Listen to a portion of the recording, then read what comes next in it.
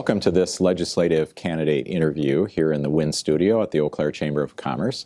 I'm Scott Rogers, the Chamber's Vice President, Governmental Affairs. And for this segment, we're pleased to have with us Senator Jeff Smith.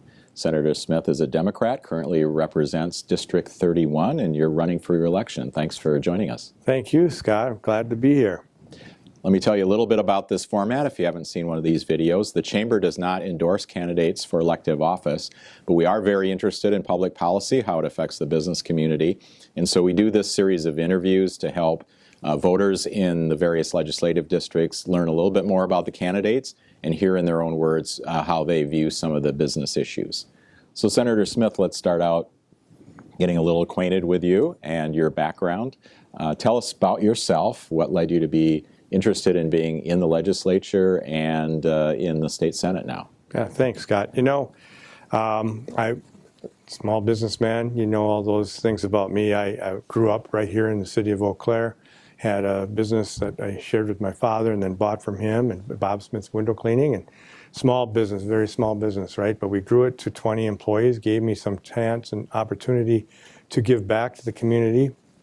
And I was volunteering on all sorts of levels, and including then got elected to my town board and was town chair, and very involved with school district in Eau Claire and county issues as well, but realized if I really wanted to make a difference, I had to actually be a policymaker, not just somebody back here that was having to follow the orders of the state.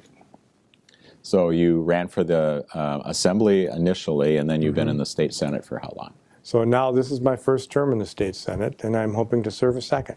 All right. So assuming the voters in the 31st district send you back to the senate, come January, the legislature will come into their new session working on the budget, et cetera. So personally, what kinds of things do you see yourself working on? What are you going to concentrate your time? Well, there are a lot of issues, of course, and I introduced the second most number of bills the last session of any legislator, either side of the aisle.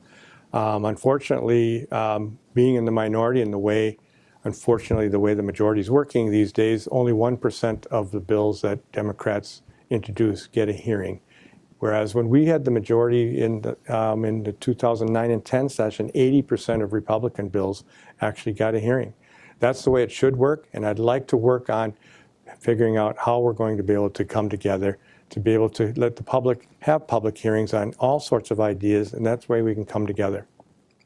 So naturally in the business community, we have some issues that we're working on, things we're concerned about. One of the biggest challenges for businesses and even other organizations across the board is workforce right now, the shortage of workers being available. What do you see as perhaps the role of state government in working on that issue? That is such a huge question, right? And I know there's this, government get out of the way versus what can government do to be a partner in making the environment much easier to work in. And so we know for a fact that the pandemic had a great effect in lots of ways. And one of those was on childcare.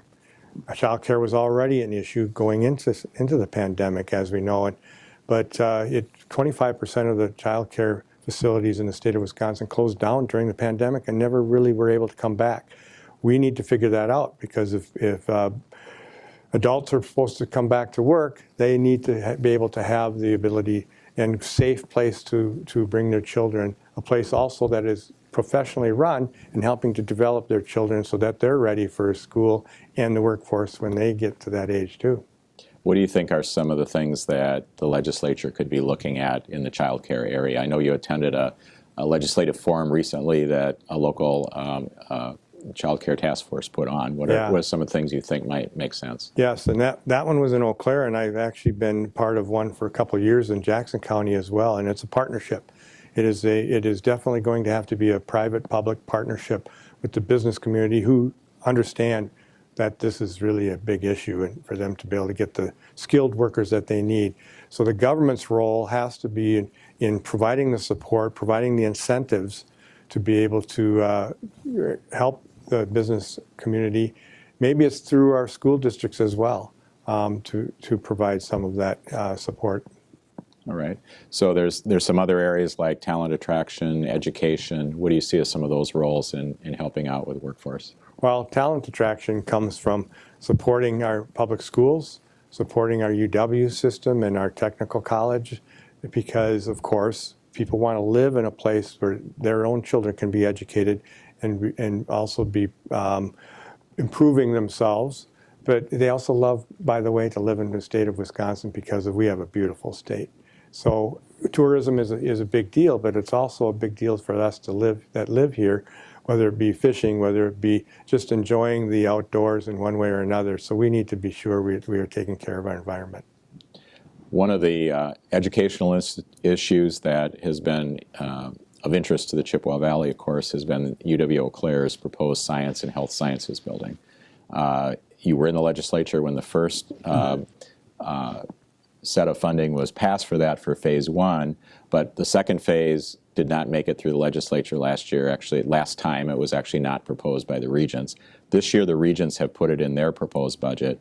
What are your thoughts about the importance of that building? And if you're in favor of it, what would you be doing as a member of the Senate and as part of the minority to help try to get it over the finish line? And that is a critical element to boosting our economy in western Wisconsin, because we already have this promised partnership with Mayo. Basically, we're stealing Mayo from Rochester, from Minnesota, right? So that they want to turn this into a research facility for their own, especially for rural health. And we can make that happen at the state level by providing that funding. It has to happen. We need that science building no matter what. But now we have this opportunity to bring in something as important and big and worldwide known as Mayo to be the partner. And I just can't imagine how we could turn that down, not only as a community, but certainly as a state. It's something that we have to be sure to get done this time. So what do you see as the path to navigating that through the legislature? We've taken that first step. I'm really glad the Board of Regents has put it back onto their priority list. That's a huge step. That definitely was our stumbling block last time, was an excuse for joint finance and and of course the regents decided that this was not a big priority for some reason. But now that they do, I think that's going to take away that excuse for not putting that money in there. All right. So just one more question. We have designed this for voters in your district who are business people to hear a little bit from you. So kind of the last question would be, as they go to the polls and have a choice for state senate, why should a business person in the 31st district send Jeff Smith back to the Senate? Always good questions to ask, because people have to make personal choices as well. There's lots of good reasons, I like to think, and that is we label our politicians so many times in so many ways. I like to prefer to use the word reasonable. I'm a reasonable person. I work well, I think, with everyone and anyone, but I grew up here. This is important to me. The city of Eau Claire, the county of Eau Claire, western Wisconsin, this is where I grew up. This is where I built a business, where my wife and I raised our family, and I want to see it thrive and succeed. And again, I want to work with everyone to make sure that we make that happen. All right. Jeff, we appreciate your taking the time today. Thank you, Scott. And for those of you that are viewing, just a reminder to be sure to do your research and take the time to vote on November 8th. Thanks for joining us today.